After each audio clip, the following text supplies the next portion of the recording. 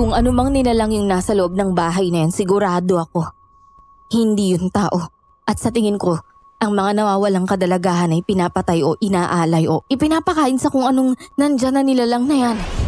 Kara, hindi ko mapapatawad ang sarili ko sa oras na mapahamak si Maricar. Naiintindihan kong nag-aalala ka pero ayaw kong mahuli ang lahat para sa kapatid ko. Kung wala siguro akong kakilalang malakas na albularyo, wala na siguro ako ngayon o baka lantang gulay na.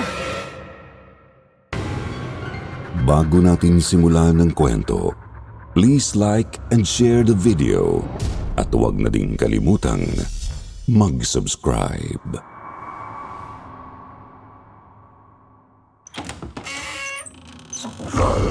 Para sa mga mahilig sa kwentong aswang, subaybayan ang aming bagong channel, Aswang Diaries. Aswang Diaries. Pasukin ang mga nakakakilabot na mundo ng mga aswang. Aswang Diaries.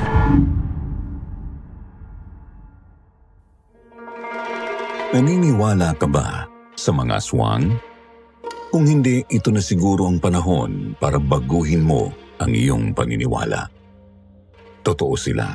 Hindi nga lang sila gaanong katalamak ngayon.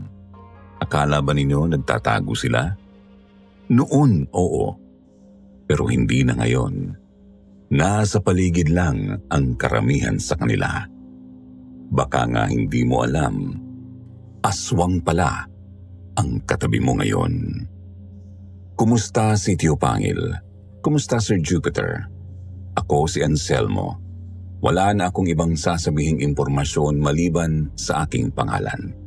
Hindi na rin ako magpapaligoy-ligoy pa. Isa akong aswang. Nang minsang makarinig ako ng kwento mula rito sa inyong channel, nakabasa ako ng komento na gawa-gawa lamang daw ang mga kwentong aswang. At yun ang nagtulak sa akin na isulat at ipadala ang liham na ito sa iyo na nagkomento noon.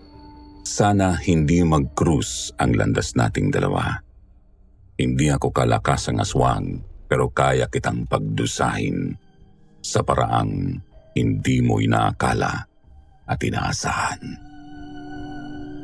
Lumaki ako sa poder ng isang napakagandang babae sa isang bayan sa Negros, si Elena. Pero hindi ko siya kaano-ano. Siya ang kumupkup sa akin nang mamatay ang mga magulang ko noong sanggol pa lamang ako. Yun ang sinabi niya at wala akong pagpipilian kung hindi ang paniwalaan yun. Malupit siya sa akin. Pinagtatrabaho niya ako sa kanyang taniman ng gulay umaraw man o umulan. Halos wala pang isang takal ng kanin ang ipinapakain niya sa akin at asin lamang ang ulam. Pinakakain naman niya ako ng karne, yun nga lang, nilalawayan niya muna bago ibigay sa akin. Hindi ko naman na magawang magreklamo. Takot ako sa kanya. Nakakatakot siya. Isa pa, hindi kasi hamak na mas mahirap mamuhay ng walang bahay at walang kasiguraduhan sa pagkain. Subalit isang gabi nilusob ng mga taga-baryo ang bahay namin. Sa pilitan siyang kinuha at pinatay sa mismong taniman niya ng mga gulay. Isa raw di umanong aswang ang babaeng yon. Totoo na maraming nawalang bata noon. Usap-usapan na si Elena nga ang aswang. Subalit hindi ako naniwala. Oo, malademonyo ang ugali niya. Pero hindi ko pa siya nakitang nagpalit ng anyo o kumain ng tao. Sa madaling salita, walang matibay na ebidensya. Mag-isa kong inilibing ang bangkay ni Elena at habang tinatabunan ko iyon ng lupa ay napatitig ako sa malaman niyang binti. Hindi ko alam kung bakit pero parang tinatawag ako noon. Nagsimula akong maglaway at huminga ng malalim. Lumapit ako at hinawakan ko na ang kanyang binti. Takam na takam ako doon. Ibinuka ko na ang aking bibig nang may narinig akong tinig sa aking likuran. Ikaw, anak-anakan ni Elena, sumama ka sa akin. Ako na ang bahalang magbigay ng mga pangangailangan mo. Huwag kang umiling. Hindi pa huli ang lahat para sa'yo. Mabuti kang bata. Kailangan mo lamang ng tamang gabay. Ano? Tara.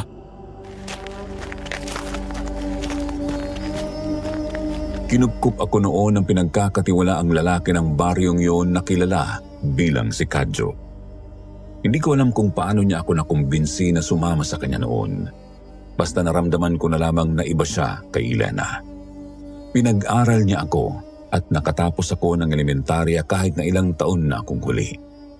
Sa kanya ko naramdaman ang pagmamahal ng isang magulang. Masikaso siya, talagang mapagmahal. Pantay ang turing niya sa akin at kay Maricar na kanyang tunay na anak. Hindi naglaon, natutuhan ko silang pahalagahan. Lumipas ang mga taon at tuluyan akong nagbinata. Biglang humirap ang buhay. Kaya naman napilitan akong magtrabaho sa Bacolod at doon ko nakilala si Cara, ang aking naging nobya. Happy birthday to you. Happy birthday to you. Happy birthday, happy birthday. Happy birthday to you. Happy birthday, mahal. Dali pa mo na tong kandila. Salamat, mahal. Pero hindi ka na sana nag-abala pa. Ay nako, hindi pwede, no? Ngayon ang debut mo, 21 years old ka na, no? Kaya dapat i-celebrate natin tong araw na to. Hindi nga ako sigurado sa kaarawan ko eh. Saka para sa mga babae lang ang debut. Ay nako, basta. Birthday mo ngayon at magsasaya tayo ngayong gabi, okay? Oh, ano ba kasing problema? Makabuntong hininga naman to, parang laki naman ang problema. Nakatanggap kasi ako ng sulat mula kay Tatay Kadyo. Ay, hindi pa raw umuwi si Maricar. 5 araw na. Oh, ano raw sabi? Bakit daw? Yun nga ang isinulat ni Tatay eh. Hindi niya alam kung nasaan si Maricar. Sabi niya na masukan daw ito sa manggaan sa katabing baryo namin doon. Yung pagmamayari nung naikwento ni Tatay nung nakaraan. Yung masungit at malupit na matandang babae. Eh di ba nasabi ko na sa'yo, hindi nakakapagsalita si Maricar at napakahina ng pandinig. Ganun ba? O anong balak mo ngayon? Malaki ang utang na loob ko sa 2 yun, Cara. Uuwi ako. Hahanapin ko si Maricar. Masunurin at mahal na mahal ng kapatid ko si Tatay Kadyo. Hindi niya yun iiwan na lang ng ganun. Malakas ang loob ko na may nangyari sa kanya. Okay, sige, pero sasama ako. Ha? Paano ang trabaho mo? Ako na lang, babalik din ako agad. Hindi, paano kung magising yung halimaw dyan sa katawan mo? Paano kung tuluyang? Pero Cara, mahal, sigurado ka bang gusto mong sumama? Baka magsisi ka lang. Hintay iwan, Anselmo. At saka anong magsisisi, kailangan mo ko, no? Pero mas kailangan kita sa tabi ko. Okay? Mabait, masikaso, mapagmahal at higit sa lahat hindi mapanghusga. Yan ang mga katangian ni Cara. Ilang beses ko na siyang ipinagtabuyan noon, may mga pagkakataon kasing bumabalik ang pagkahayok ko sa laman ng tao. Subalit nawawala iyon kapag malapit sa akin si Cara. Hanggang sa ipinagtapat niya sa akin na anak siya ng isang manggagamot. Naramdaman niya di umano na hindi ako pangkaraniwan. Subalit hindi niya mapigilang mahumaling sa akin.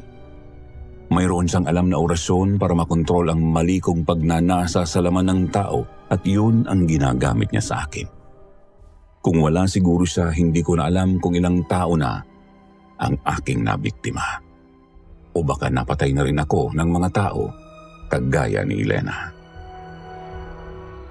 Makalipas ang 1 linggo ay umuwi na kami ng Negros Occidental. Magtatanghali na nang makarating kami doon. Pagtungtong ko pa lamang doon ay nakaramdam na kaagad ako ng kakaiba. Parang mga eksena sa pelikulang bumalik sa isipan ko ang masasamang alaala sa lugar na yon. Ang lahat ng mga pagpapahirap sa akin noon ni Elena. Pati ang araw na pinatay siya ng mga taga-baryo. Oh, ayos ka lang ba?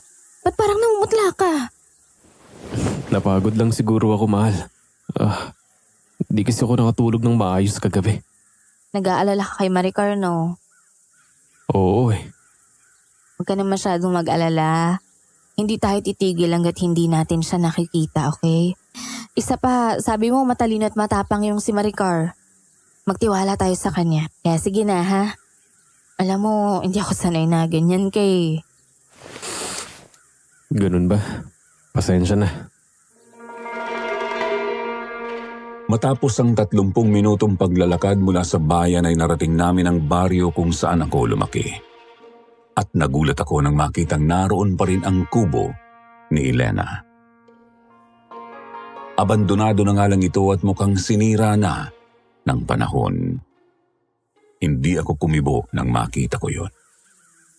Diretso lang kami sa paglakad nang mapansin kong may babaeng nakatayo sa bandang likuran ng kubong yun. Mahaba ang magulo nitong buhok na nakatakip sa mukha at nakasuot ito ng itim na bestida. Subalit nang titigan ko ang gawi kung saan ko ito nakita ay wala naman akong natao na kahit sino. Hanggang sa isang batang lalaki ang dumaan at nagsabing, "Huwag kayong titingin dyan, isinumpa ang lugar na yan. Nagpaparamdam dyan yung dating aswang." Uy, ayos ka lang ba talaga? Yung bata kasi, Tingnan mo, butil-butil na yung pawis mo sa noo, tsaka lalo kang namumutla. nagulat ako eh. Ako nga rin alam mo, bigla siyang sumulpot eh.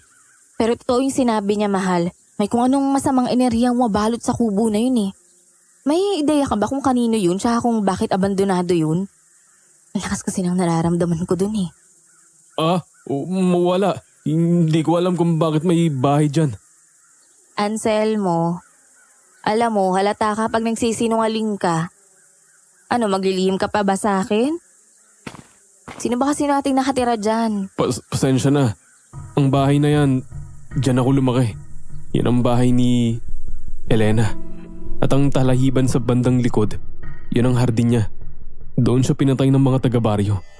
At doon ko rin siya inilibing. E di, kung ganun pala, pwedeng yung kaluluwa niya yung nararamdaman ko sa lugar na yan. O kaya, yung galit na naiwan niya dyan. Pwede ba yun? Oo. Kung yung isang tao namatay na may matindi siyang emosyon gaya ng lungkot, takot, galit, pwede yung maiwan sa lugar na yon kung saan siya namatay. At yun yung nakikita o di kaya yung pwedeng maramdaman sa lugar na yun. Kung ganun, Pero huwag kang mag-alala, kasama mo ko. Hindi ka malalapitan ng Elenang yon. Halika na, tara na.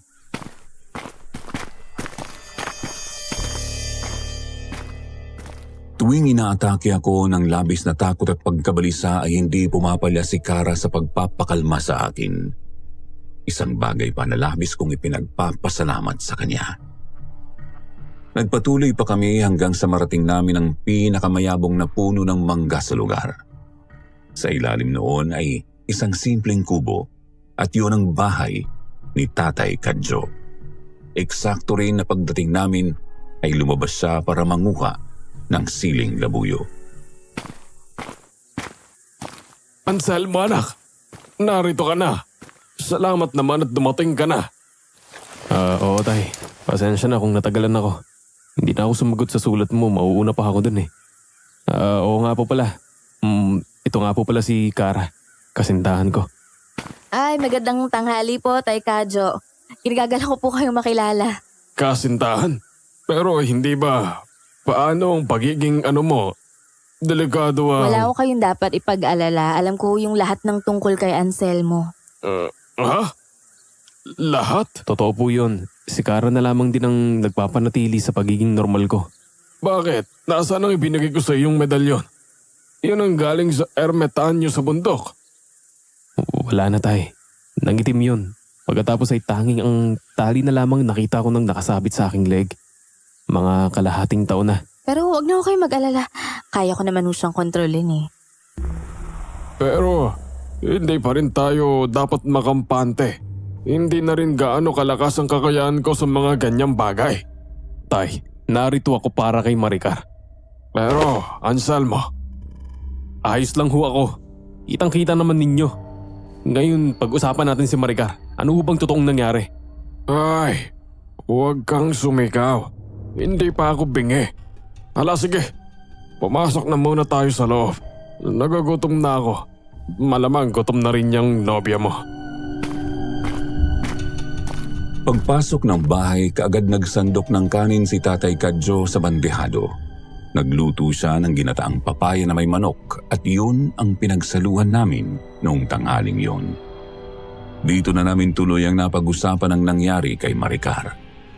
Noong nakaraang taon lamang daw dumating sa lugar namin ang babaeng mayaman na pinagtrabahuan ni Maricar.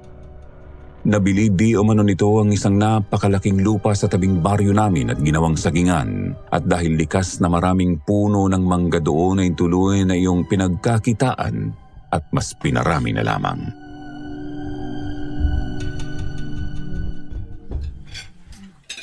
Laking tuwa ni Maricar nang makapasok sa lugar na yon. Mabibilhan na raw niya ako ng mga bagong damit. Ang totoo, pinigilan ko siya dahil nga sa kalagayan niya. Sabalit hindi naman daw siya inutil. Nagalit, kaya pumayag na ako.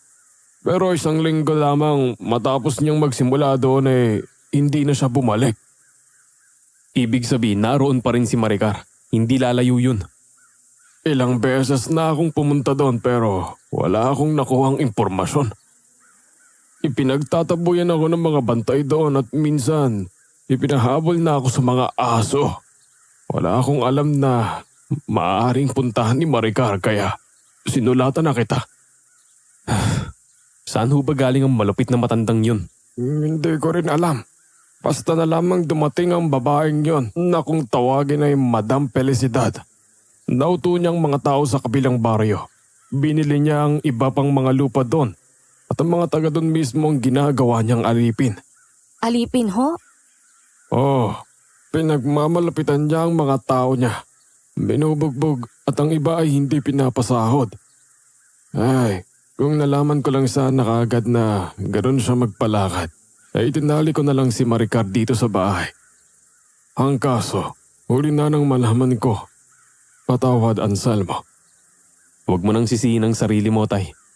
Hahanapin ko na lamang siya. Pero ano po? may bali-balitang may mga nawawala na ring ibang dalaga sa bahay na yon. Hindi ko alam kung totoo pero yun ang narinig ko nitong nakaraan. Hindi ko na napansing nagngangalit ang aking mga ngipin ng mga oras na yon. Hindi ako makapaniwala sa aking narinig. Lupa ng mga kabaryo namin ang lugar na yun, subalit sila na mismo ang naging alipin doon. Iba talaga ang nagagawa ng pera. Hindi lamang mga bagay ang nabibili nito, maging mismong mga tao, dignidad at makataong prinsipyo. Isa pa ginalo rin ang isipan ko nang sinabi ni tatay tungkol sa nawawalang mga dalaga. Lumalalim na ang aking paghinga nang maramdaman ko ang malambot na palad ni Cara sa aking mga kamay. Anselmo, huminahon ka. Kontrolin mo yung galit mo. Hindi, Cara. Kailangang magbayad ng Felicidad na yun. Wala siyang karapatang mang-apak ng mga tao. Tsaka isa pa, kung totoong nasa kanila pa si Maricar, ewan ko na lang talaga. Saan ho ba ang mismong bahay niya, Tay? Sa may manggaan ba? Oo, doon mismo. Nasa dulo ng manggaan ng bahay ng babaeng yon. Hintayin niyo ako. Pupuntahan ko lang at kakausapin ang isang yon. Anselmo! Marami siyang mga tauhan. Baka mapahamak ka. Wala akong pakialam. Anong gusto niyo? Maupo lang ako rito? Kahit alam kong nasa kanila ang kapatid ko?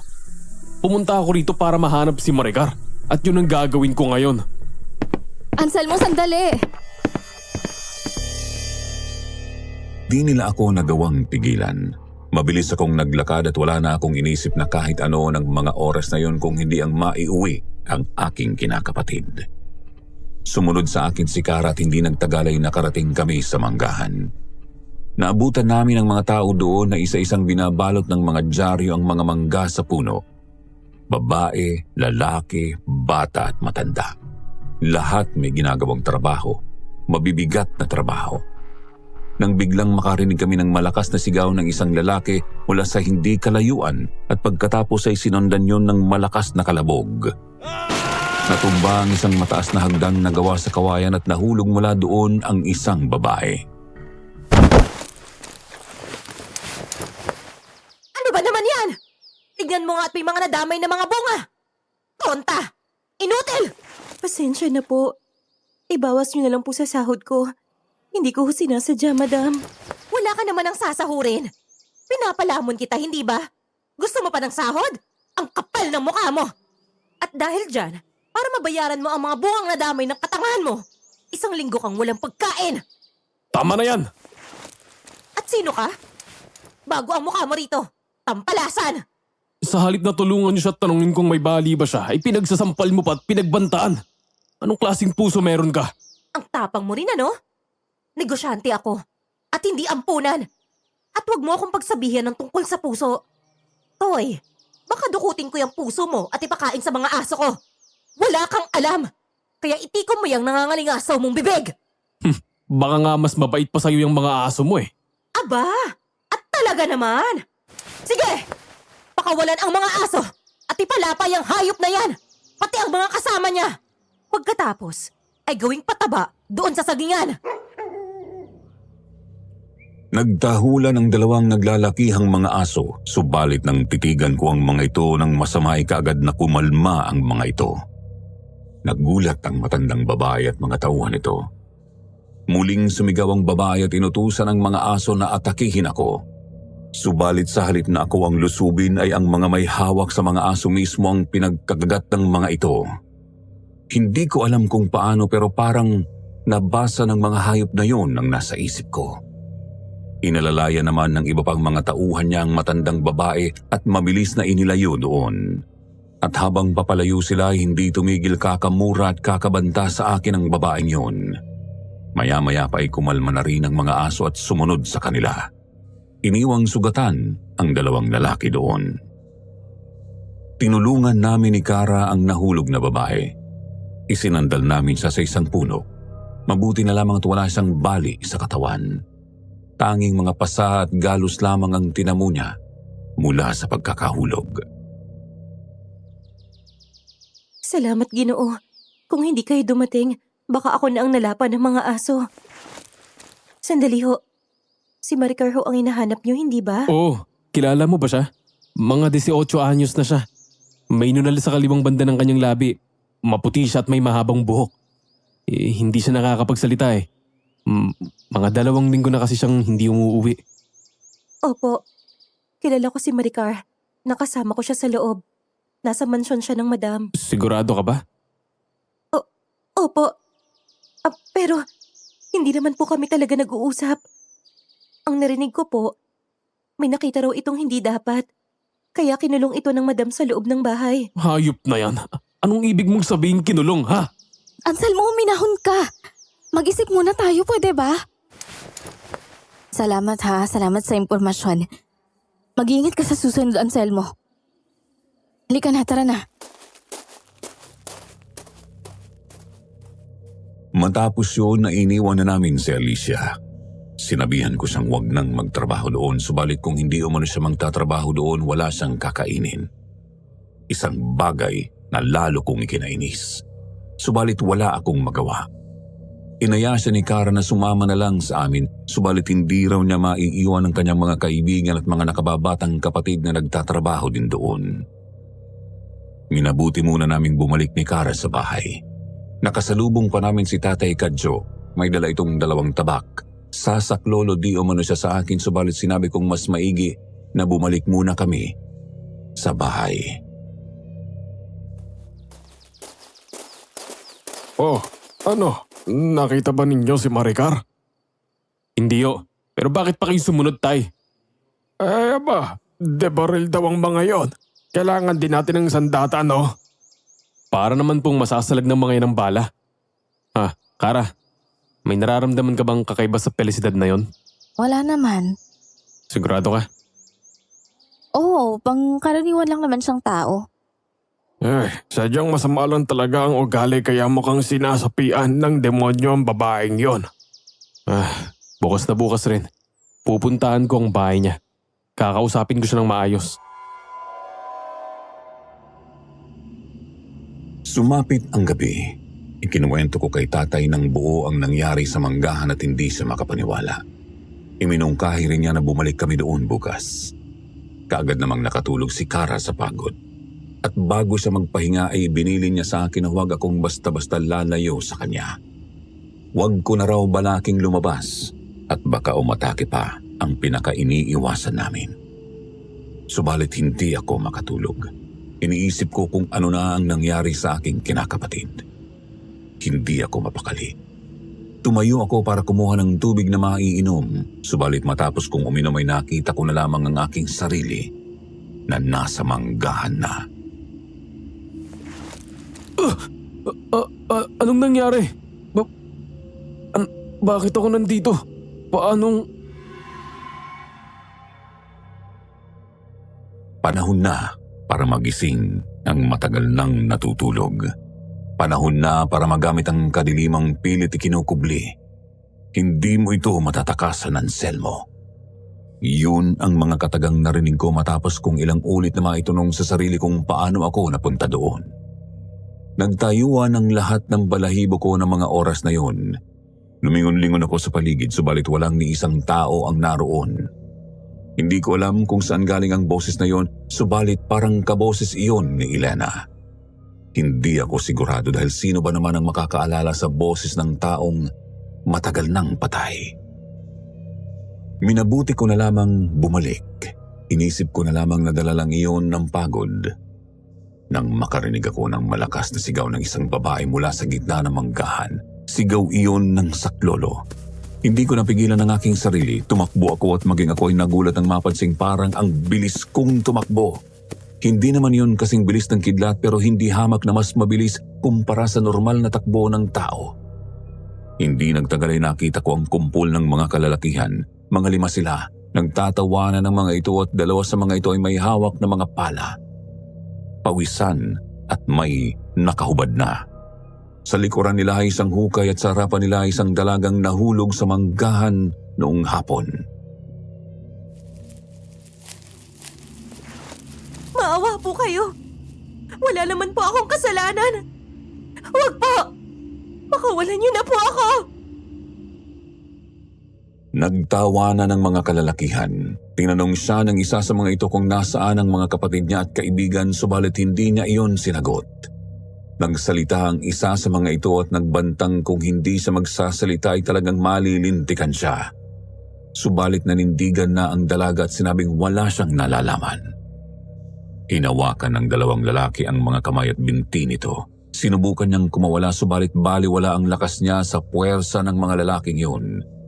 Hahampasin na siya ng pala nang lumabas ako mula sa aking pinagtataguan. Hoy, tigilan nyo yan. Wala ba kayong mga nanay, asawa o anak na babae? Mga walang awa. Ginoo! Ginoo, wag! Huwag ka nang makialam dito. Baka mapahama ka pa. Sabihin mo, Alicia, ito rin ba ang ginawa nila kay Maricar? Patay na ba ang kapatid ko, ha? Hindi ko po alam. Patawad, Ginoo. Hindi ko na po siya nakita. Sinigawan ako ng isa sa mga lalaki. Tinanong ako kung sino ako. Subalit bago pa ako makapagpakilala ay nilusob na nila ako ng sabay-sabay. Sunod-sunod na hampas ng pala at suntok ang tinamuko. Subalit nakapagtatakang hindi man lang ako nasaktan. Itinulak ko ang isa sa mga lalaki ng isang malakas na hampas ng palang tumama sa aking batok. Subalit sa halip na magdilim ang aking paningin ay nabali ang palang yun. Doon nagsimulang manghilakbot ang 2 sa mga lalaki at nagsimulang sumigaw ng halimaw. Tumigil ang iba sa pag-atake at napatingin sa akin ng may panghihilakbot at hindi nagtagal ay tumakbo sila palayo. Nadapa ang isa sa mga lalaki.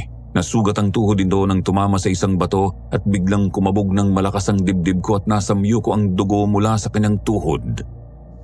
Hindi ko may paliwanag pero napakabango noon at talagang natakam ako. Naramdaman ko ang pag-init ng aking katawan. Napuno ng laway ang aking bibig at pilit iyong kumawala. Nagsisigaw ang lalaking yun na dahan-dahang tumayo nang biglang isang kamay ang humawak sa aking braso. Hinila ako noon at pagkatapos ay may yumakap sa akin sa likod. Anselmo, minahon ka. Hindi! Papatayin ko ang isang yon. Hayaan niyo akong sipsipin ang dugo niya. Pabayaan niyo akong gasabin ang matamis niyang puso at bituka. Anselmo, mahal maghunos dili ka. Hindi ito yung gusto mo. Hindi ito yung gusto mo, hindi ba? Bitawan mo ako! Uubusin ko ang isang to. Wala akong ititira sa kanya. Mahal, hindi mo nakikilala yung boses ko. Ako to, si Kara. Nangako ka na hindi ka kailan matitikim ng kahit kuko ng tao. At sell mo para sa akin. Para sa magiging pamilya natin.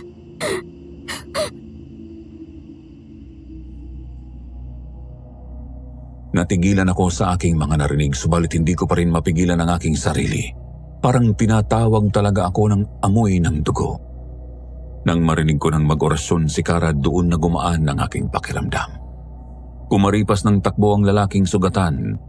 Pagkatapos ay kumawala ako mula sa pagkakayakap ni Kara at humarap sa kanya. Umiiyak siya at muling yumakap sa akin ng mahigpit.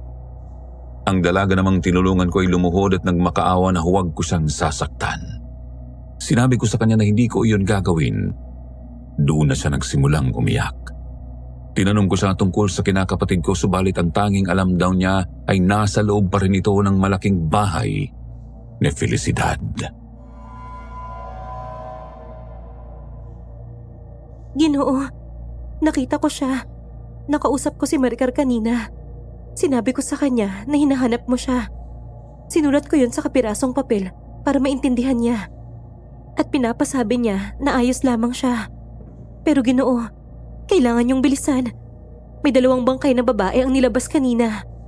Nakita ko yun habang papatakas kami ng mga kapatid ko. At iyon ang dahilan kung bakit nila ako pinagtangkaan na patayin. Maricar.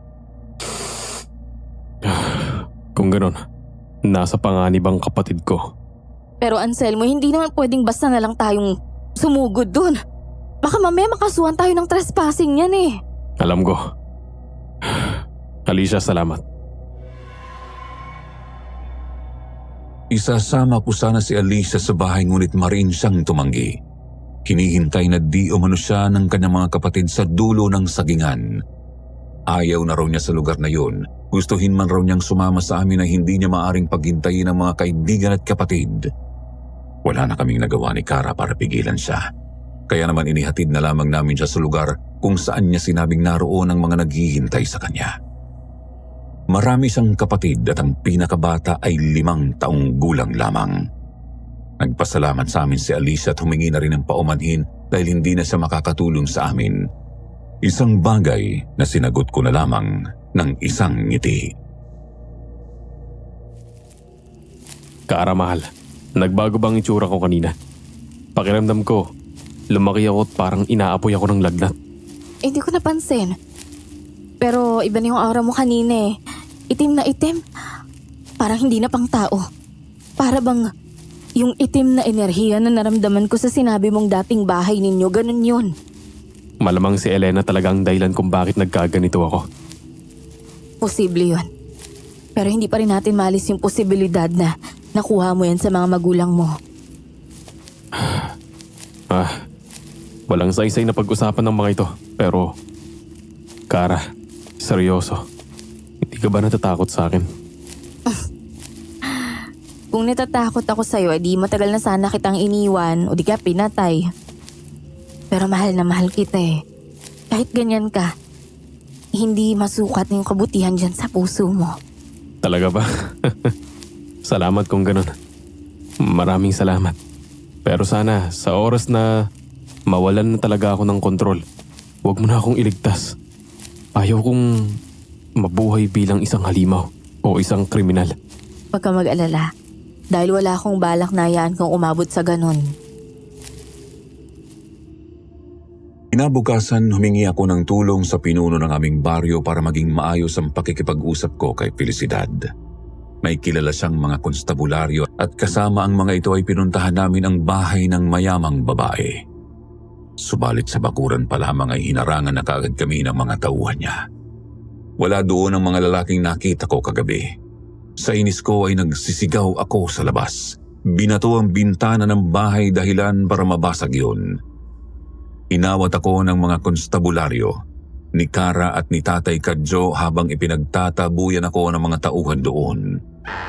Marinig naming bumukas ang pinto at lumabas mula doon si Felicidad. Salubong ang kilay at puno ng kolorete ang nangungulubot na mukha. Sino ba ang nariyan? Ang aga-aga, ang ingay-ingay, nabasag pa! Sino magbabayad niyan? Aba, at ikaw na naman? Ano ba ang kailangan mo? Nasaan ang kapatid ko? Sinong kapatid? Mukha bang ampunan ng bahay na to? Si Maricar. Alam kong nariyan ang kapatid ko. Si Maricar?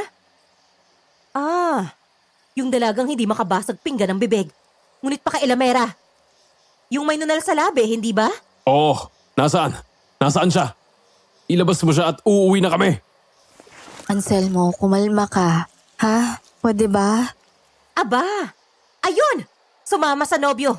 Nagtanan. Wala na siya rito. Kaya makakaalis na kayong lahat. Kalokohan! Hindi! Hindi yan gagawin ng kapatid ko. Hindi niya iiwan ang tatay namin ng dahil lang sa lalaki. Eh, anong gagawin ko? Anong nangyari? Papasukin niyo ako! Hanapin ko siya dyan sa loob! Subukan mo. Subukan mong iapak ang marumi mong mga paa rito. At hindi ako mag-aatubiling paulanan kayo ng bala. Bawal kayong pumasok ng walang pahintulot. Maricar! Maricar! Lumabas ka dyan kung narinig mo ako! Aba, at talagang nag-ingay ka pa. Hala, sige! Manong Ben! Bilangan mo ng 5. Kapag hindi pa rin umalis, paulanan nyo ng bala. Pati ang mga konstabularyong yan, idamay na ninyo. Nang maglabas ng mga barilang bantay na naroon ay tuluyan na akong hinila nila tatay palayo ng bahay. Wala na akong nagawa noon. Maging ang mga konstabularyo ay napaurong na lamang. Napuno naman ang bulungan ng paligid. Pero isinumpa ko na babalik ako. May tiwala ako sa sinabi sa amin ni Alicia. Naroon, sigurado akong naroon lamang ang kinakapatid ko. Abay, kumain ka na, Anselmo. Lumamig na ang sabaw. Hayop na matanda yon. Ah! Mahal? Mahal, bakit? Teka, napansin ko kanina ka pa malalim ang iniisip. May kakaiba akong naramdaman kanina eh. Doon sa bahay ni Felicidad. Akala ko ba normal na tao lamang siya? Siya, oo, pero iba yung naramdaman ko dun eh. May malademonyong enerhiya doon. At nanggagaling yun sa loob ng bahay. Ha? Sigurado ka? May tinatago yung matandang yun sa loob ng bahay niya eh. Kung ganun, bukod kay Maricar, kailangan nating malaman kung ano yon. Para mapalayas na rin siya sa lugar na to. Noong hapon na yun ay nagmanman ako sa paligid ng manggahan at sagingan. Hindi ako inaatake ng pagiging aswang sa umaga. May pagkakataon nga lang na hindi ko makontrol ang aking galit. Pero ipinangako ko kay Kara noon na hindi ako lalapit sa bahay o makikipag-away. Wala akong nakitang kakaiba sa manggahan. Nakapagtataka nga lang na hindi ko na nakita ang mga kalalakihang nais manakit kay Alicia noong gabi. Hanggang sa makarating ako sa sagingan. Biglang sumakit ang aking ulo ng mga oras na yon. Parang binabayo ang ulo ko ng kung ano. Napaluhod ako pagkatapos ay nakarinig ako ng napakaraming boses. Halo-halong boses. May bata, matanda, babae, lalaki. Lahat sila ay sumisigaw at humihingi ng tulong. Napahiga na ako sa sakit ng ulo nang bigla na lamang nawala iyon at napalitan ng nakasusulasok na amoy. Pambira! Ano yun? Patay na aso? Pwe! Ang baho! Bumangon ako at sinundan ko ang pinanggalingan ng amoy. At dinala ako noon sa lugar kung saan napakaraming tumbang puno ng saging. Doon din nakatambak ang mga nabubulok na bunga nito at ilang mga basura. Sigurado akong hindi amoy ng nabubulok na saging ang naaamoy ko. May dumaang mag-ama na may dalang mga kaing na walang laman. Tinanong nila ako kung ano ang problema. Sinabi ko ang tungkol sa naaamoy ko. Subalit napangiwi sila pareho. Wala naman daw ganoong amoy doon. Ipinilit ko pa na mayroon dahil amoy na amoy ko yun, subalit nagkakamot ng ulo at umiiling na lamang nila akong iniwan. Doon ko napagtanto na maaaring biglang lumakas ang pang-amoy ko at naisip kong maaaring may mga nakalibing sa gawing iyon ng sagingan. Subalit ng mga oras na yon ay wala akong ideya kung ano. Nagpatuloy ako sa paglibot-libot hanggang sa nakarating ako sa lugar malapit sa bahay ni Felicidad. Ayon sa mga narinig ko, wala itong pamilya. Tanging mga katulong at mga alalay na lalaki lamang ang palagi nitong kasama. Nakita kong umalis ang kanyang sasakyan at ginamit ko ang pagkakataong yun para makalapit sa bahay. Mahal, Kara, bakit ka sumunod rito? inapa ako rito. Alam ko kasing banda rito ka pumunta eh. Ha? Paano kung napahama ka? Pambihira ka naman. Dapat hinintay mo na lang akong bumalik. Ano eh, gusto ko masiguro yung naramdaman ko kaninang umaga. Napakalakas kasi talaga ng kapangyarihang naramdaman ko eh. Isa pa, hindi ako mapalagay na wala ka eh. Pakiramdam ko may gagawin kang hindi maganda. Ano ka ba naman? Pero may nakumpirma ka ba? Oo. At kung ano mang nilalang yung nasa loob ng bahay na yan, sigurado ako. Hindi yun tao. At sa tingin ko, ang mga nawawalang kadalagahan ay pinapatay o inaalay o ipinapakain sa kung anong nandyan na nilalang na yan. Ah, kung ganun, kailangan na nating magmadali. Pero armado sila, mapahamak tayo kung magpapadalos-dalos tayo. Kara, hindi ko mapapatawad ang sarili ko sa oras na mapahamak si Maricar. Naiintindihan kong nag-aalala ka pero ayaw kong mahuli ang lahat para sa kapatid ko. Anong gagawin natin? Kung talagang hihingi ng pagkakataon, gagamitin ko na ang kadaliman na nasa loob ko. Kung kailangan kumain ako ng tao para mailigtas ang kapatid ko, gagawin ko. Nasisiraan ka na ba? Sa oras na kumain ka ng tao, magiging ganap ka ng aswang at baka hindi na kita mapigilan. Pero kung yun na lang ang paraan, handa akong gawin yun. Si Maricar, bukod kay Tatay Kadyo, ang unang tao na nagparamdam sa aking may halaga ako sa mundong ito.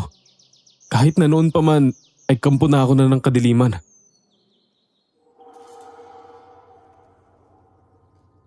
Sasagot pa sana si Kara nang makarinig kami ng sigaw mula sa loob ng bahay. Sigaw iyon ng nasasaktan at nahihirapan. Inilibot ko ang aking mga mata sa mga bintana ng bahay na yon. Muli naming narinig ang sigaw. Tumakbo ako papunta sa likuran ng bahay. Pakiramdam ko kasi ay doon nang gagaling ang sigaw. At natigilan ako nang mula sa isang bintana doon ay nakita ko si Maricar. Nakatali ito sa isang silya at umiiyak. Pasigaw na ako para tawagin ang pangalan niya nang takpan ni Kara ang aking bibig. Hinila niya ako palayo. Sinipa niya ang likod ng aking binti at buong lakas akong hiniga sa lupa. Umibabaw siya sa akin at buong puwersang tinakpan ang bibig ko. Anselmo, kumalma ka.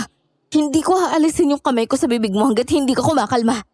At subukan mo kung patalsikin, papatulan talaga kita.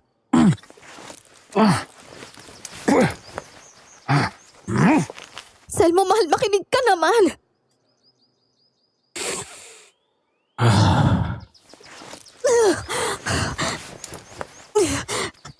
Ano, kalmado ka na ba? Oo. Ha? Bakit mo yun ginawa? Naroon na si Maricar. Magkakataon na natin yun.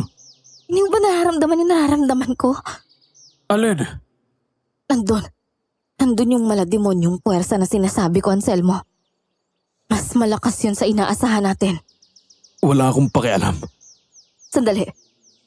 Kung lulusob ka ron, hindi ka man niya mapatay ng bala. Siguradong malalapa ka ng kung anong nandun. Aswang din ba yun? Hindi. Mas masahol pa yun sa aswang. Anong gusto mong gawin ko? Tumayo na lang dito. Walang mangyayari kung hindi ako kikilos.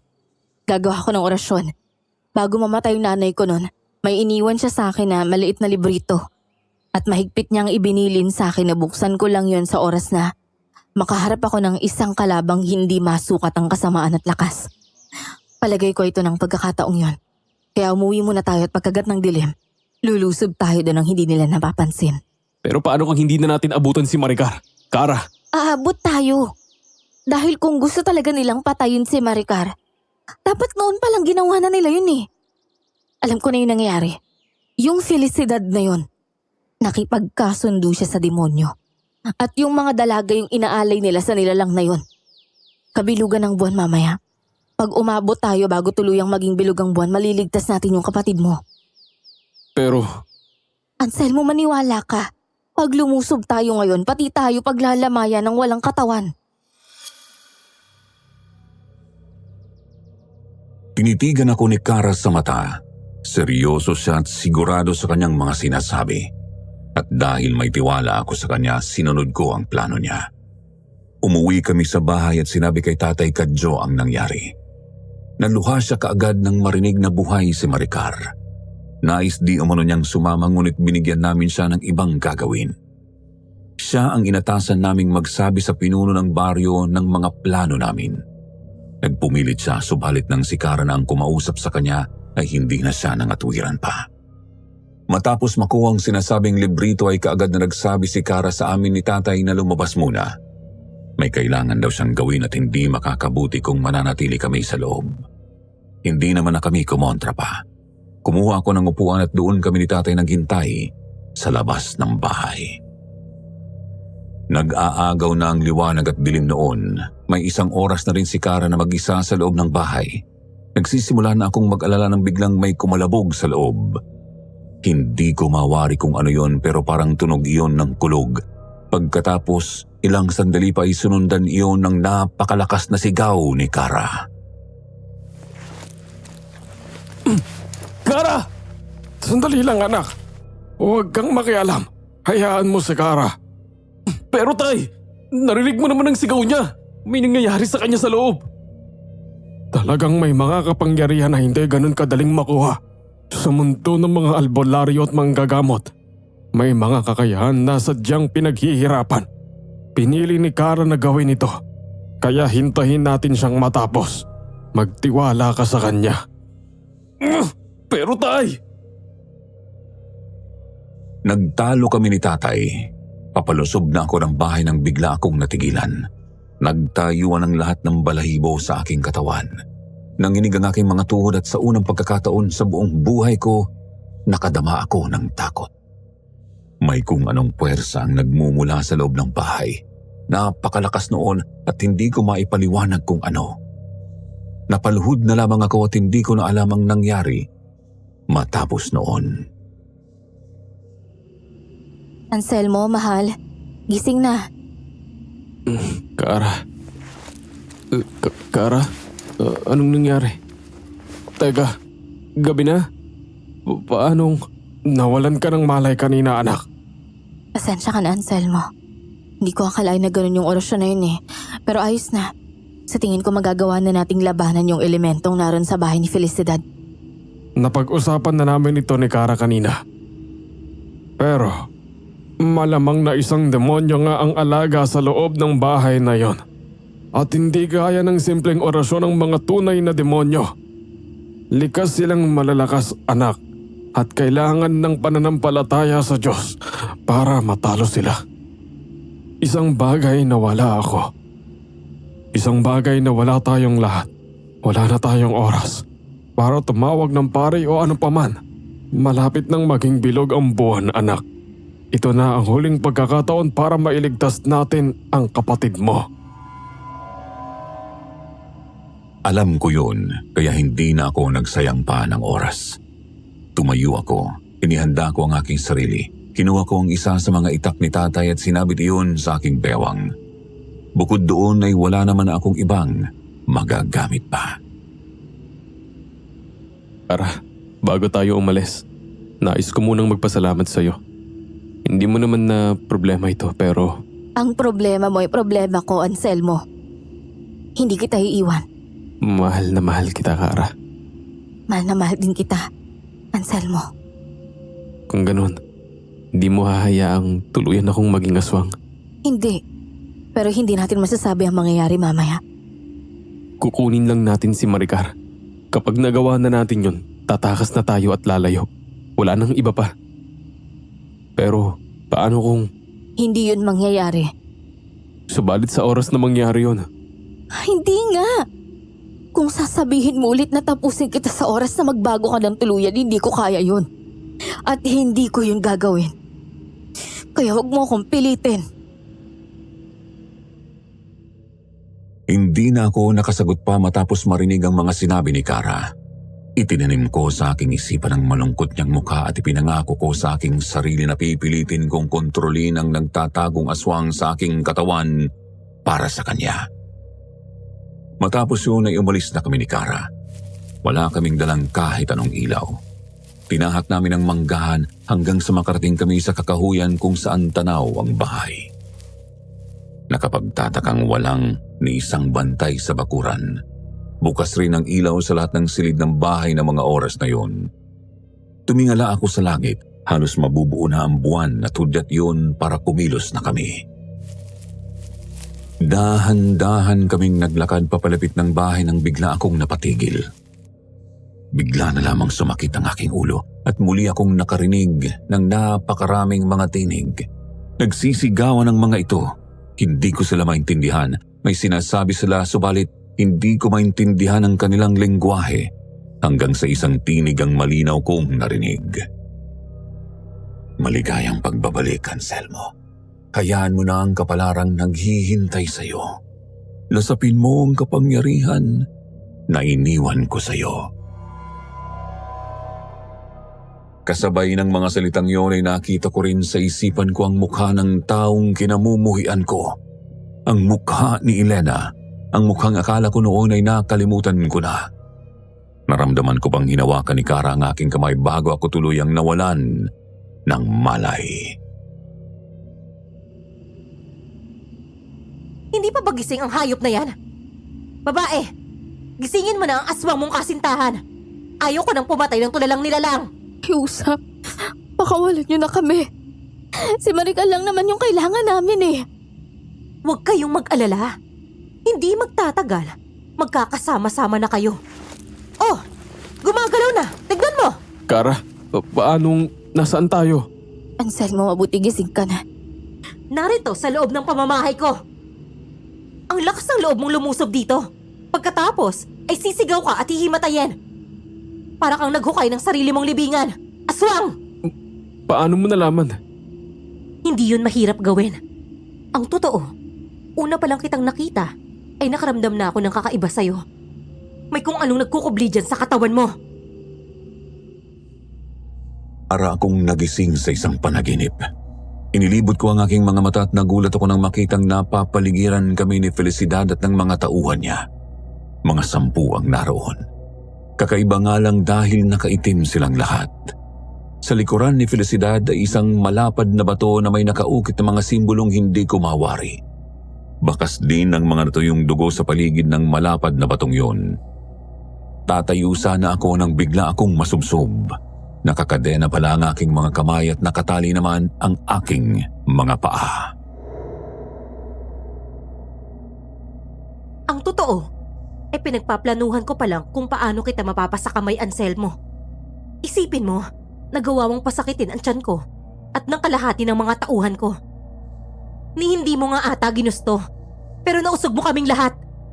Kung wala siguro akong kakilalang malakas na albularyo, wala na siguro ako ngayon o baka lantang gulay na. Kawalan mo kami rito. Hindi ko alam ang mga sinasabi mo. Ilabas mo rin ang kapatid kong si Maricar. Ah, si Maricar na naman. Paulit-ulit din niyang sinasabi nitong nobya mo. Kung alam ko lang na may kuya siyang kagaya mo, hindi ko na siya hinuli at hinanda para sa araw na to.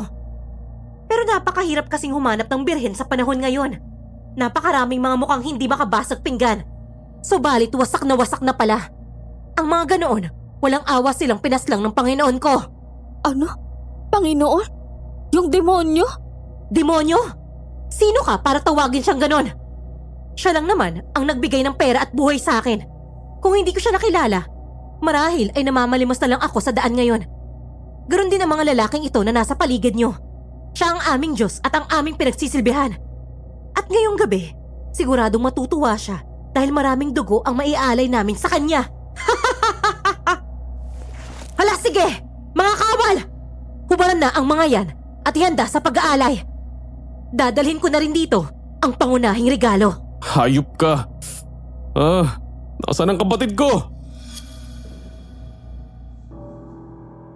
Mabilis siyang lumabas ng silid habang humahalakhak. Kaagad naman kaming nilapitan ng mga kalalakihang nakaitim. Hinawakan ako ng isa sa buhok at buong lakas na hinila patayo.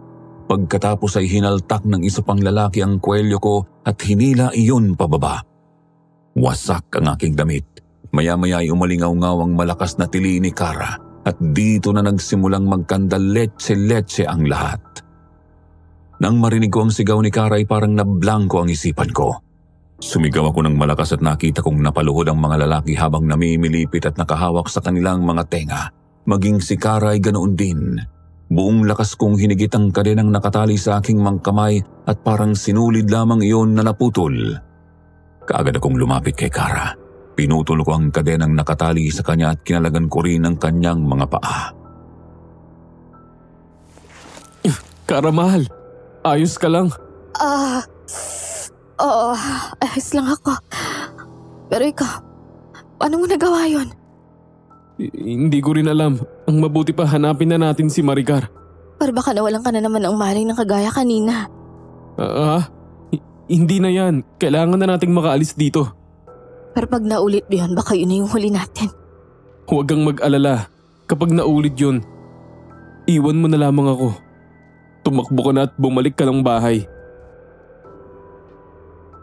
Kita ko ang pagtutol sa mga mata ni Kara. Sasagot pa sana siya nang maramdaman kong may kung ano sa aking likuran. Pagharap ko ay mabilis akong inundayan ng saksak ng isa sa mga lalaking naroon. Halos gabuhok na lamang ang layo ng patalim sa aking mukha nang mapaurong ako. Hinawakan ko ang pulsuhan ng lalaki, naagaw ko ang patalim at inihampas ko sa sentido nito ang hawakan noon. Tumba ang lalaki at kaagad na nawalan ng malay. May muling lumusob sa akin, nagawa ko muling ilagan yun. Itinayo ko si Kara at dinala sa gilid nang makarinig ako ng pagkasa ng mga baril. Tig-isang baril ang dala ng dalawa sa mga kalalakihan at alam kong may paglalagyan kami sa oras na iputok nila iyon sa amin. Subalit alam ko rin na hindi nila iyon gagawin dahil hindi iniutos sa kanila na patayin kami. Isa pa, tumba na ang lahat ng kasamahan nila. Anselmo, ayos ka lang? Ang init ng katawan mo nakakapaso. Ayos lang ako. Ang totoo, pakiramdam ko, parang lumalakas ako. Hindi ko may paliwanag pero parang ang gaan ng pakiramdam ko. Narinig ko rin ang tibok ng puso niyong lahat. Ang inyong paghinga at maging pagdaloy ng inyong dugo. Anselmo. Natatakot ka na ba sa akin, Kara? Ha?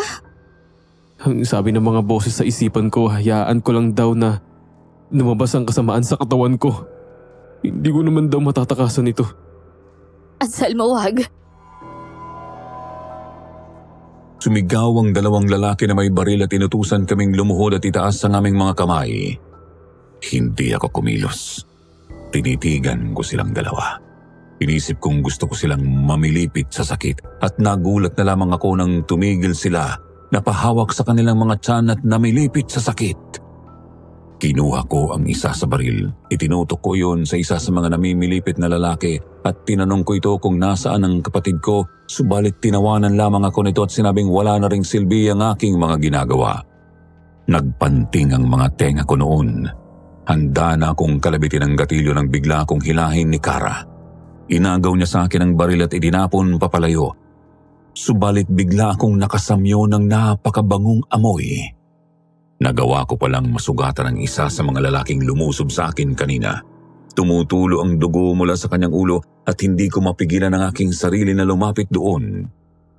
Hinila ako ni Kara, subalit itinulak ko lamang siya papalayo. Narinig ko siyang nag-orasyon, napatigil ako sandali pero hindi pa rin ako napigilan noon. Narinig ko siyang sumisigaw at umiiyak. Gusto kong tumigil pero nanalo ang pagnanasa ko sa dugo ng mga oras na yun. Dahan-dahan kong hinawakan ang sugat. Inamoy ko ang dugo sa aking kamay na mula doon at pagkatapos ay saka ko iyon dinilaan. Ang sarap! Napakasarap! Pakiramdam ko lalo akong lumalakas. Ito ang kailangan ko. Kailangan ko ng dugo. Anselmo! Mahal! Nasa akto na ako, nangangasabin ko na ang ulo ng lalaki nang hilain niyon papalayo sa akin ni Kara. Napatingin ako sa kanya. Umiiyak siya at nagmamakaawa na tumigil na ako, Subalit tinawanan ko lamang siya noon. Alam kong si Kara yun at alam kong siya ang kasintahan ko, pero mas mahalaga sa akin ng mga oras na yon ang makainom ng dugo ng tao. Para yung isang droga na hindi ko na mapigilan. Mahal. Mahal, tumigil ka. Hindi ikaw yan. Ha? Nagkakamali ka. Ito ang tunay na ako. Ako ang itinago ko ng matagal na panahon. Ngayon magiging malaya na ako. Nakalimutan mo na ba? Kung bakit tayo nandito, ha? Nandito tayo para kay Maricar. Nandito ka para iligtas siya. Nilagay ko sa panganib yung buhay ko kasama mo para bawiin yung kapatid mo. Natigilan ako nang marinig ko ang mga salitang yon mula kay Kara. Napatitig ako sa kanya. Napagtanto ko na tama ang sinasabi niya. Si Maricar ang pinunta namin doon. Huminga ako ng malalim, may narinig akong kumilos sa aking gilid at nakita ko ang isa sa mga lalaki na gumagapang. Nilapitan ko ito, dinakot ko ito sa buhok at iniangat sa ere. Tinanong ko kung saan ko makikita ang aking kapatid at hindi naman ito nag-atubiling kumanta. Nanginginig na sinabi nito na may isa pang silid sa ilalim ng silid na kinalalagyan namin. Doon di umano ang altar ng demonyo na sinasamba ng kanyang amo. Doon din daw sana kami dadalhin para ialay. Kara, mahal, sasama ka pa rin ba sa akin? Oo naman. Alam nga namang magpaiwan ako rito. Kaysa pa, ngayon pa lang naman nagsisimula yung totoong laban natin eh. Tama ka. Patawarin mo ko, pero kailangan ko talaga ng dugo. Kailangan ko ng dugo! Iniangat ko muli ang lalaking tinanong ko at kinagat ko ang lieg nito. Sumigaw ito ng napakalakas, ganoon din si Kara. Subalit nang malasahan ko na ang dugo ay hindi ko na sila narinig. Para akong lumutang sa sarap. Naramdaman ko ang lakas mula sa aking sigmura papunta sa bawat dulo ng aking katawan. Pakiramdam ko noon ay wala nang makakatalo pa sa akin. Humarap ako kay Kara at kitang-kita ko kung paano siya makatingin sa akin. Nanginginig siya, takot na takot at hindi maitatanggi sa kanyang mga titig ang tila pandidiri sa akin. Pinunasan ko ang dugo sa aking bibig at pagkatapos, naglakad na ako papalayo. Makakaalis ka na, Kara. Patawarin mo ko. Pero kailangan kong gawin yun. Kailangan ko ng lakas para hanapin ang demonyong sinasamba ng mga ito. Oo, tawag yun ng laman pero wala na akong magagawa. Pagkatapos nito, kapag naitakas ko na si Maricar, maaari mo na akong patayin. O kaya ay magbakalayo-layo ka na. Dahil kung hindi, baka kayo ang isunod ko. Hinintay ko si Kara na sumagot, subalit hindi ko na siya narinig. Kaya naman lumabas na ako ng silid na yon at hinanap ang daan patungo sa sinabing silid ng lalaking kinagat ko. Nakasalubong pa ako ng iba pang mga bantay subalit lahat sila ay nagawa kong lagpasan. Ang totoo, wala akong masyadong maalala ng mga tagpong yon. Hindi ko alam kung napatay ko sila, nawalan sila ng malay o ano. Hindi ko rin matandaan kung ilan sila. Basta ko na lamang nakita ang sarili ko na nasa harapan ng isang malaking pintuan. Puno ng dugo ang aking katawan at mga kamay. At sa loob noon ay may nararamdaman akong kakaiba. Para bang may nagsasabi sa akin na sa oras na pumasok ako doon, katapusan ko na. Subalit ano pa ba ang dapat kong ikatakot? Naroon na ako. Kalokohan kung uurong pa ako. Tinadyakan ko ang pinto at kaagad iyong nawasak. Doon ay may isa pang malapad na bato na kagaya sa pinanggalingan namin, subalit mas malapad ito at malinis. Sa palibot noon ay may mga nakasindi na mga kandilang itim. Walang silbi talaga ang mga inutil na yon! Mahinang aswang lang! Hindi pa napatay! Ngayon ilabas mo na ang kapatid ko para matapos na tayo rito. Ayaw ko nang magtagal. Dali na! Masyado ka atang mayabang. Hindi porket nalagpasan mo ang mga tauhan ko ay malakas ka na. Marami na akong nakaharap na kagaya mo. Alam mo ba kung ilang taon na ako? Ha? Mahigit 100 na. Nagawa ko ng malibot ang Visayas at ibang bahagi ng Mindanao. Marami na akong nakaharap na malalakas na albularyo at mga aswang. Pero wala silang binatbat sa Diyos ko. Wala akong pakialam. Ilabas mo ang kapatid ko. Bakit hindi ka tumingin sa gilid mo? Kanina mo pa siya katabi. Lumingon ako sa aking kaliwa at parang dinurog ang puso ko nang makita ko si Maricar na nakatali sa isang posteng gawa sa bakal. Wala siyang saplot na kahit ano at puno ng galos ang kanyang buong katawan. Nilapitan ko siya, sinubukan ko siyang gisingin subalit nanatili siyang nakapikit. Anong ginawa mo sa kanya? Ilang minuto na lamang at darating na rito ang aking Panginoon. Huwag kang mag-alala. Pinatulog ko na ang kapatid mo. Para kapag gigilitan na siya, ay hindi na siya maghirap pa. Baka isipin mo, napakasama ako. Hayop ka! Demonyo! Nagngalit ang aking mga ngipin. Naramdaman kong unti-unting humahaba ang aking mga pangil.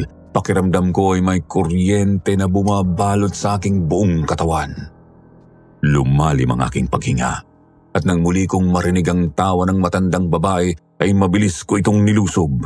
Buo ang loob ko na patayin na siya ng mga oras na yon. Subalit bago pa ako makalapit sa kanya ay tumalsik ako pabalik.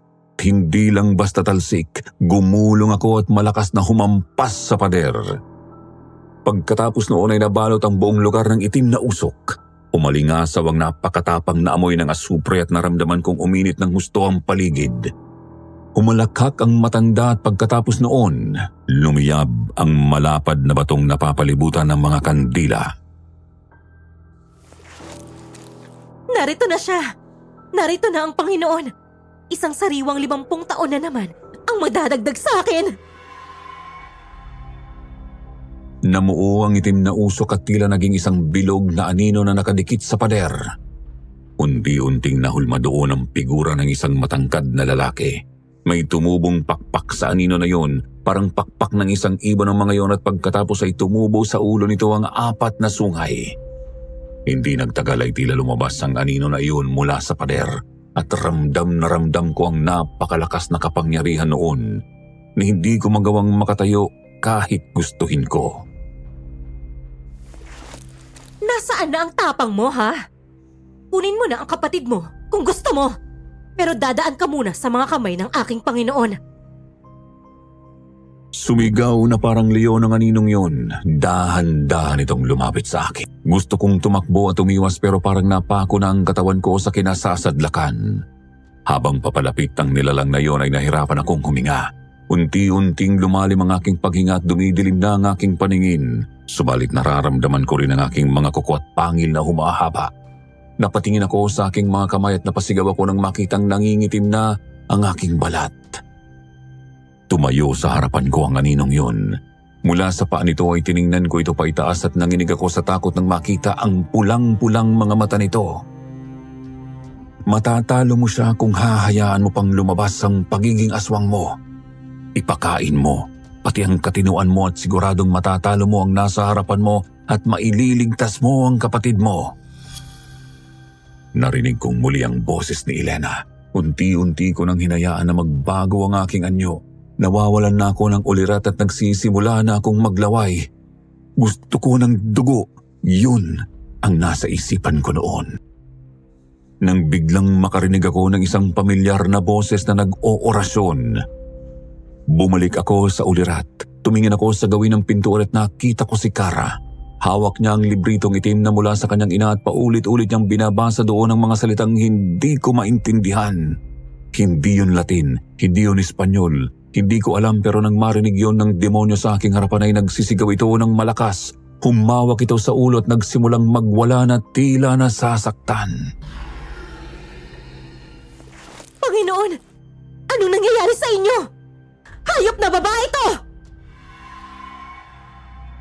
Kumuha ng isang kahoy si Facilidad. Aktong aatake ito kay Kara. Pinilit kong tumayo. Sumigaw ako ng malakas. Tumakbo ako.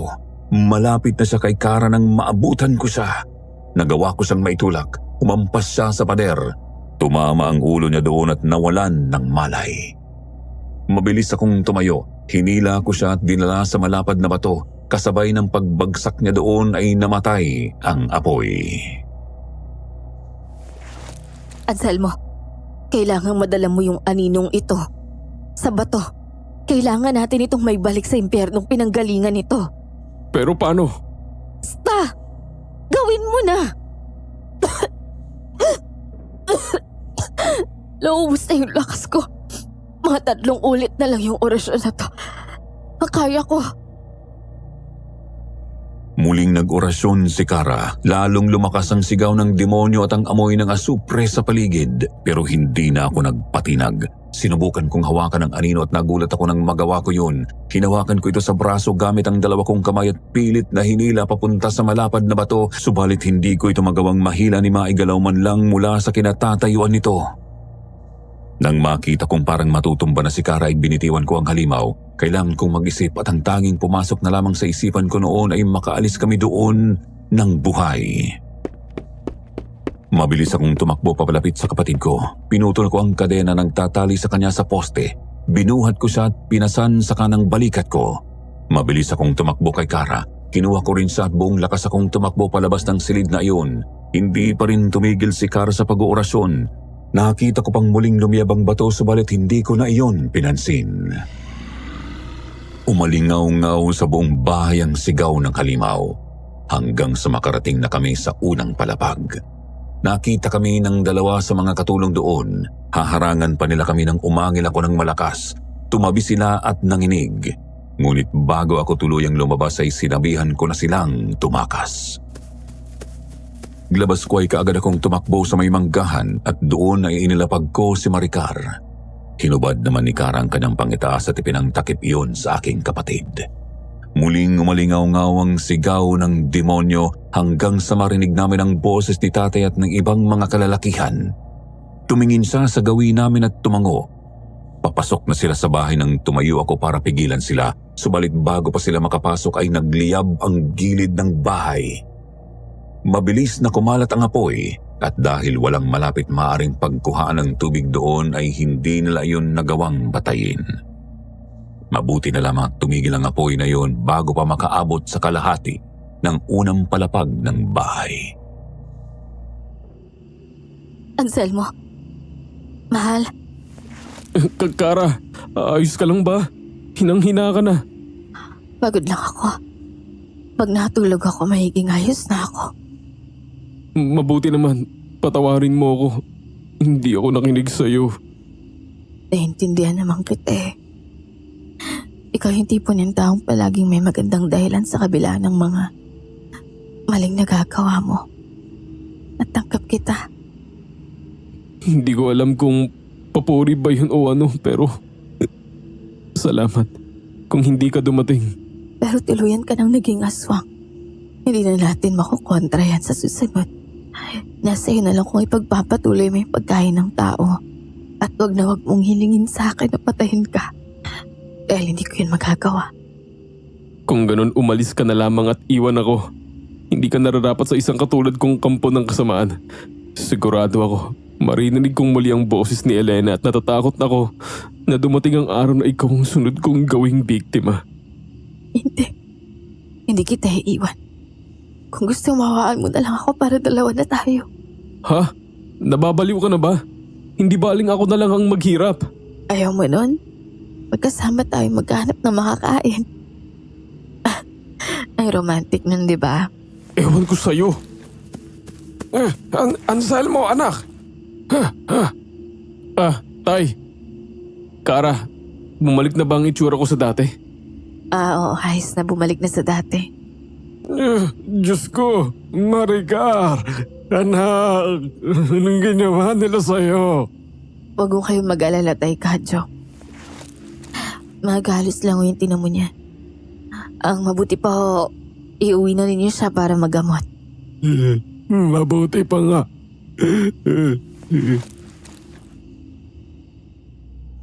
Inuwi namin ni tatay sina Maricar at Kara. Kaagad na nakatulog sa pagod si Kara pagdating namin sa bahay. Tumakas naman ako para bumalik sa bahay ni Felicidad. Naroon pa ang ilang kalalakihan. May mga konstabularyo rin na naroon. Kinumpis ka ng mga ito ang mga baril sa bahay at dinala sa ospital ang mga lalaking nakalaban ko. Subalit ayon sa aking narinig, karamihan ng mga tauhan ni Felicidad ay nakatakas.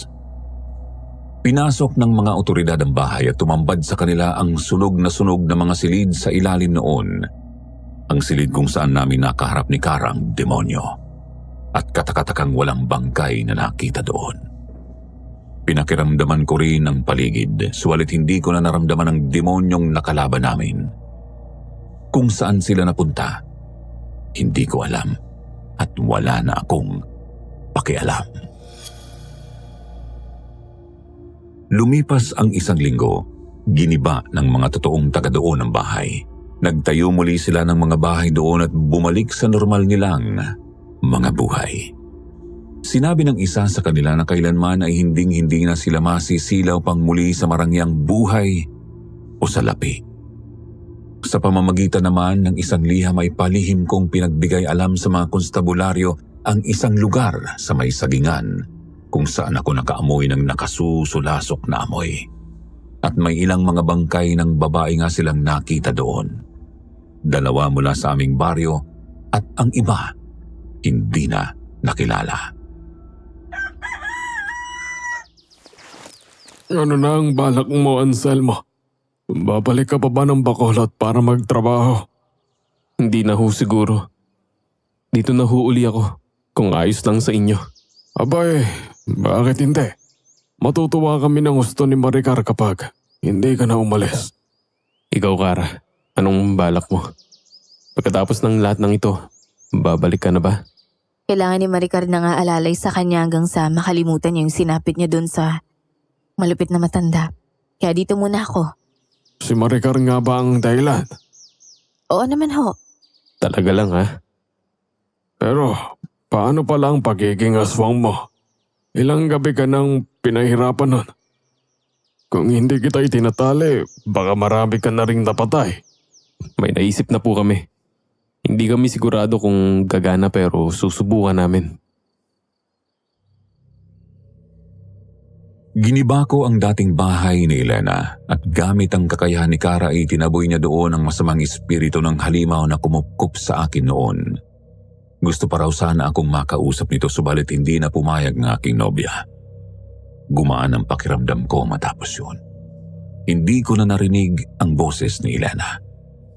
Subalit hindi nawala ang pananabik ko sa laman at dugo tuwing gabi. Nagsimula na rin akong matakot sa bawang at asin. Ilang albularyo, manggagamot at simbahan na ang nilapitan ni Tatay Kadjo at Maricar. Subalit wala ni isa ang nakapagpagaling sa akin. Ang sabi pa ng isa sa mga manggagamot na nakausap namin, kung pipilitin daw ay baka ikamatay ko pa ang pag-alis ng sumpa na iyon sa akin. Hanggang sa manok na lamang ang pinagdiskitahan ko. Nasanay na lamang ako doon at hanggang ngayon ay nabubuhay na lamang ako sa pagkain ng sariwang dugo at laman ng mga hayop. Lagpas 20 taon nang patay si Kara at palipat-lipat na lamang ako ng lugar. Sa katagalan ko ng ganito natuto na akong makihalubilo sa mga tao. At kung makakasalubong mo ako ngayon, hindi mo aakalain na malapit na akong mag-100 sa susunod na taon. Sa mga makakarinig ng kwentong ito at magsasabing hindi kami totoo, mag-isip-isip kayo. Huwag sana ninyong hintayin makatagpo pa kayo ng mga katulad namin. Mabuti sana kung kagaya kong marunong magkontrol ang makakasalamuha ninyo. Pero paano kung hindi? Kaya mag-iingat kayo palagi. Maging mapagmasid. Maging marespeto at matutong gumalang sa iba. Dahil baka hindi ninyo alam, halimaw na pala ang kaharap ninyo. Hanggang dito na lamang, Sitio Pangil. Marami pa akong maibabahagi tungkol sa aking pagiging aswang. Kung gusto pa ninyong marinig ang iba, sabihan na lamang ninyo ako.